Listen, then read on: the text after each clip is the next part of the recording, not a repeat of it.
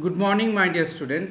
So today I am going to discuss about introduction to computer. Under introduction to computer, today's topic is storage. Okay, so how we can store the data, how we can work with the data. So this is what about our today's topic. So let us start.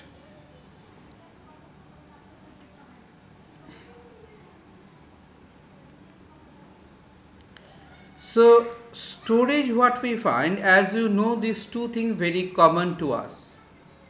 Okay, one is RAM, one is ROM. RAM means what? Random access memory. That means the memory which we can randomly access, random access memory. So memory in which each location can be accessed and changed. Okay, and another is what? Another is read only memory. So this is the memory in which every location can be accessed but not changed. So RAM is volatile, ROM is not a volatile. Okay, and we have what? Secondary storage, secondary storage devices. So those the secondary different pattern of storage devices are there. We are working on those different pattern of storage devices, secondary storage devices. So this is what our basic storage structure is. Okay, so in this particular basic storage structure, let us discuss that how the thing is working and how we are getting the particular thing. So first, the computer memory. What is known as a computer memory is? Computer memory, what we find that we need the memory to store the data and instructions. And for what purpose? For the purpose of processing. Okay, so when we take any data, when we take any instruction, those the data what are there, those the different pattern of information that we are collecting, those the different type of instructions that we are collecting. So all those instruction, all those data what are there, so these the data and instruction and information what we require, so we require it to store in some place.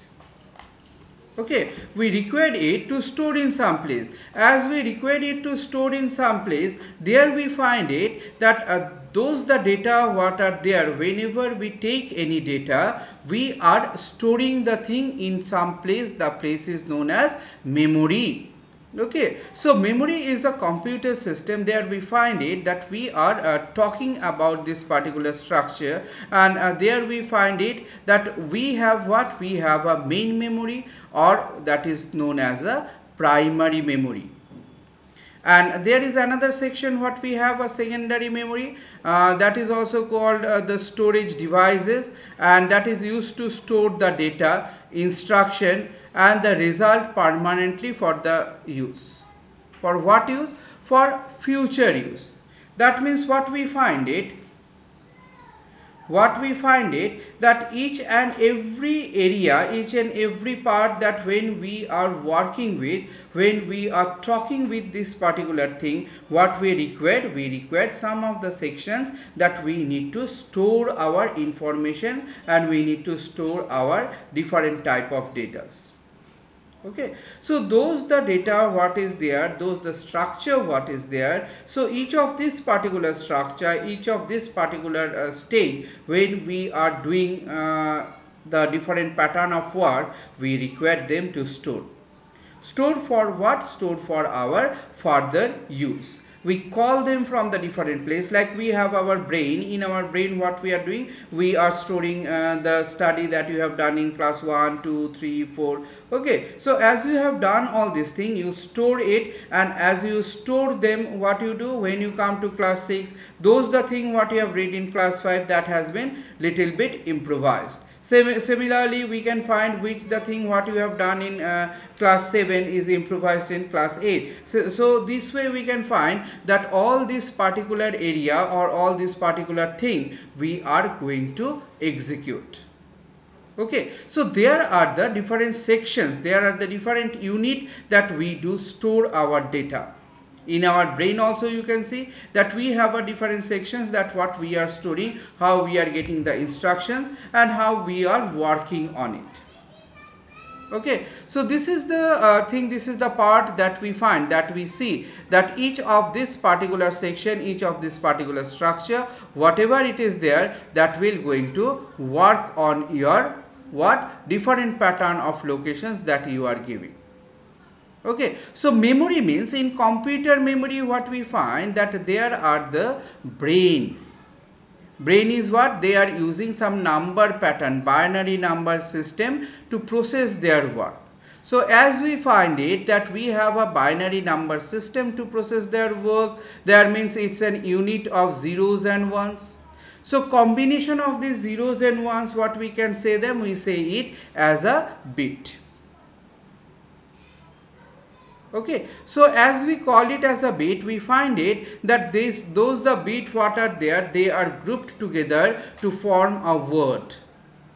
So 4-bit word, what we can say, that 4-bit word is called a nibble. Okay, 4-bit word we call it as a nibble. So this particular nibble, for example, suppose 1001, 1010. Okay, 0010, etc. All these things what we can find, that they are all the nibble that we are using on it. Okay, next what we can find it, that when we are having all these things, we have a 2-bit word. Okay, those two nibble means 8-bit word, we called it as a byte. For example, you can take this 01000110 or 01111100. So all this particular thing what we find it, that those the things we are using for which purpose? For the purpose of our different types of implementation of different area where we are seeing the thing, where we are finding the thing, that we can store the data, because our basic requirement is that we require to store the data. It can be a very big chunk. So group of like this, what we can find, bytes and nibbles, when they are formed together, they will going to make a very big chunk, and those the very big chunk will going to form what? A memory that we require to store there. Okay, so we require to store there, we require to store the data, we require to store different types of information, different type of information, those what we have, we need to process them. Okay, so each of this particular thing what we require to process, what we require to work with, so all these things we can find it, that each of this particular different work, each of this particular different pattern of work, we can use them and we can work with it. Okay, so there are the different pattern of measurement that we can do when we are working on them. Now when we talk about the storage part of any area, or when we talk about the storage part of the computer system, we find it that there are the different pattern of data and instructions are needed to be processed. So based on this particular thing, generally what we find, there is a primary storage, there is a secondary storage. Now what do you mean by this primary storage? Primary storage, we say it, this is the section that where we can store the data internally. That means in the internal memory of a computer, we are storing the data. Okay, so those the data what is there, those the data what we find, that we are storing the data and we are working with those data. So there we find that there are the different sections of what? CPU, which holds the program and which give the instruction of the programs. Different type of instructions are there, the different type of data inputs are there, therefore different type of intermediate results are there. We find it that we do have a primary memory as known as a main memory. Okay, so those the primary memory what we have, each and every primary memory what we find that we are having this particular primary memory and working it as a main memory. We find it that how we will going to work on it. And next what we can find, our secondary storage. Secondary storage means what? This is the storage where we find that it is an external part where we will going to store the data and information. Okay, so this is what we can find. There is a permanent and long storage processing of the data. So characteristics of the storage, what we can see, that first and foremost we find the speed of operations of a computer. Okay, and the efficiency of the machine, the cost of the machine, the amount of the data it can store. Okay, the storage unit or the gadgets accordingly followed to the characteristics of it. That means what we can say, that if you take any device, that particular device, what is the speed, what speed we require? The operation speed. Operation speed means the working speed. Okay, so working speed of that particular thing, working speed of that particular data that we find it, will going to work on it. Okay, so as we find that particular thing will going to work on it, we see it that which machine is working very nicely, which machine can give a very good work within a particular stipulated period of time, isn't it? So we are paying for the different devices, but what we find it that there are different types of practices are being worked.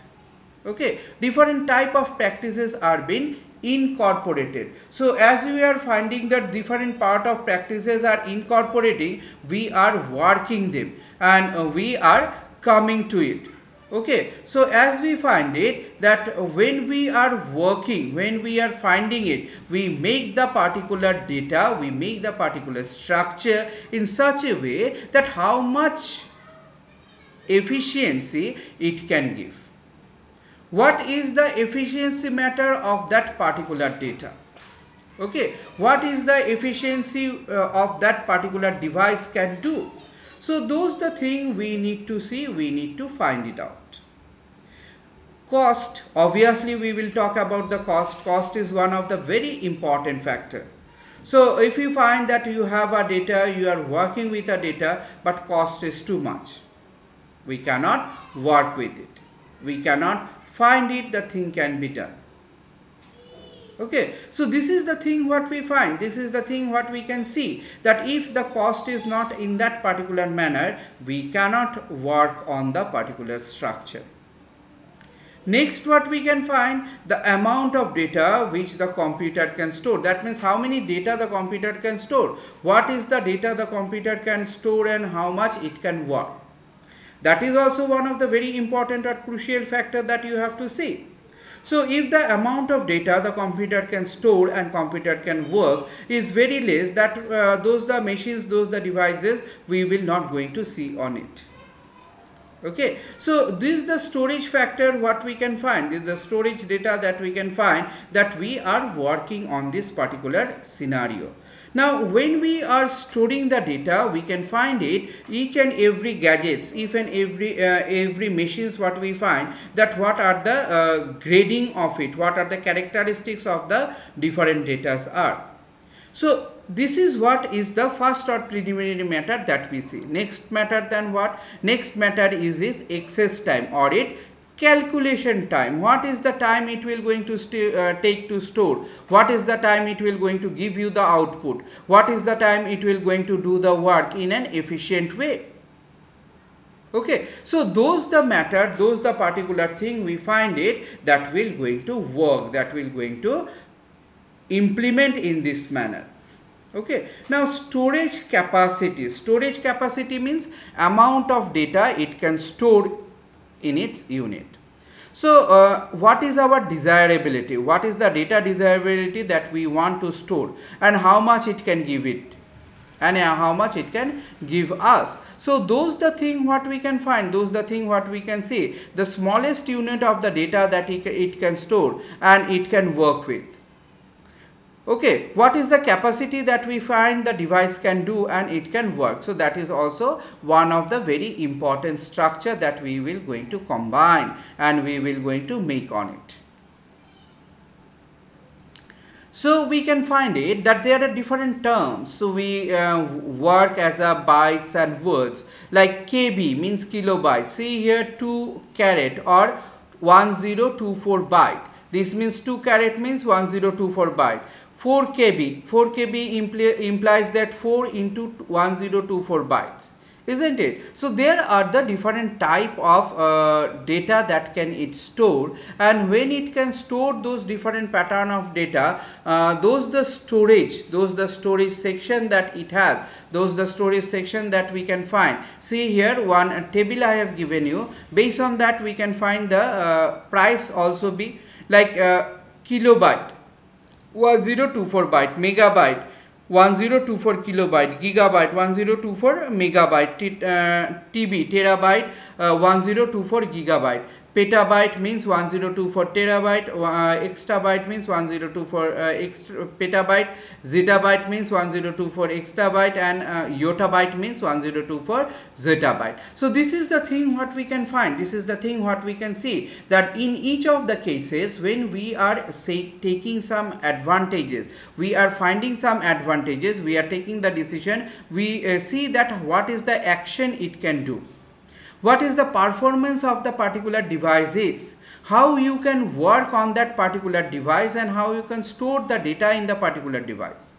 So based on this particular structure of working, based on the particular structure of its calculating, what we find it, there is a primary and secondary storage factors is there. So as we have all those different factors, as we have all those different structure, what we see it like the notebook, like the manual, like the journals, okay, like the documents, the medias that we are using, all this particular thing everywhere we find that we have a different pattern of the structures, and based on this different pattern of the structures we are working on it, we are finding it, those the data can be workable, we can execute them.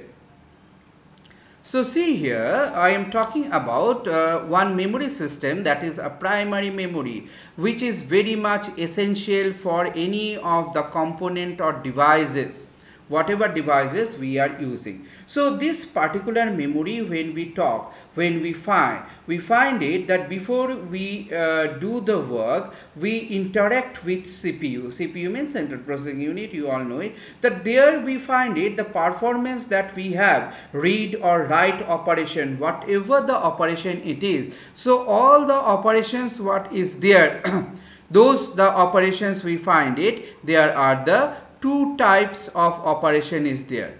Okay, random access memory, that we say RAM, and read only memory. So RAM is what? RAM is a volatile pattern of memory. Volatile means where we can see, volatile means where we can see the thing will not going to store for a long time. As soon as the power is off, everything will be whipped out from the computer.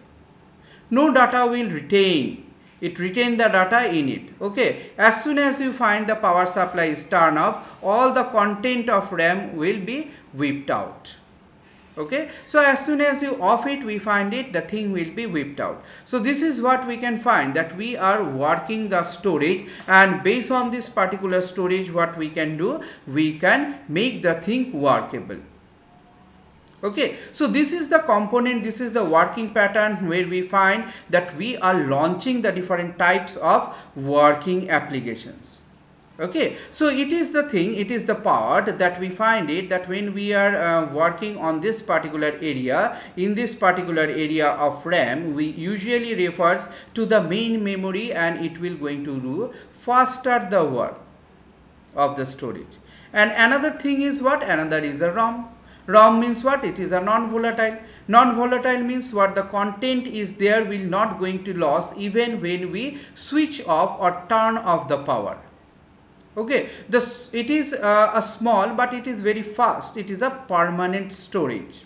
Okay, so in this permanent storage, what we can find, the data what are there, the booting, when we on the machine, what we find, the booting work has been done, isn't it? So this is the booting work what is there, all this particular booting work will be done in this particular area of an ROM, and we can store the data for a long duration of time, isn't it? That we can do.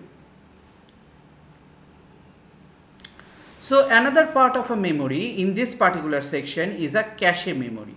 Cache memory is what? RAM is faster than the secondary storage but not faster than the computer processor. So what we find that RAM and CPU may have two slots. So this is the speed and operation, high speed, high operational power. What we find it that each of this particular operational power, we are going to have one particular primary memory is known as a cache memory. So where we store and copies the data for a frequent access.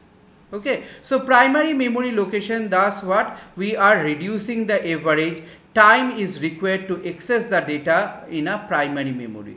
And when we find there is a CPU, we find some data are there, those the data what we are accessing the data, we are working with those data. Okay, so as we find it that we are working with the data, we are accessing the data, we find that each and every area, each and every part, there are the different types of what the work that we are doing in this particular memory sections. Okay, so this is how we can see, this is how we can find it that each and every memory sections are working.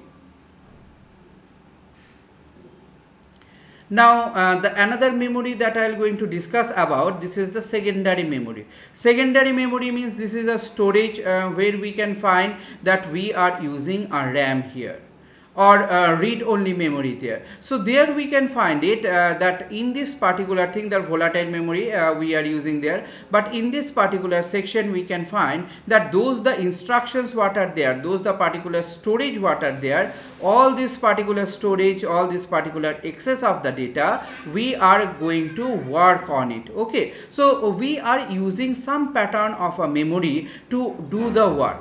Okay, or to access the work, the CPU that access, for example the secondary memory what we find, the hard disk HDD, the CD, the DVD memory card. Okay, all these particular things are there, and pen drive, all these things are there, and we are working on it. Clear? So each of these particular sections, when we are finding it, we find it how this particular memory are working and how they will going to do the different type of work. Okay, so thank you all. I am ending the session today here. Thank you all very much.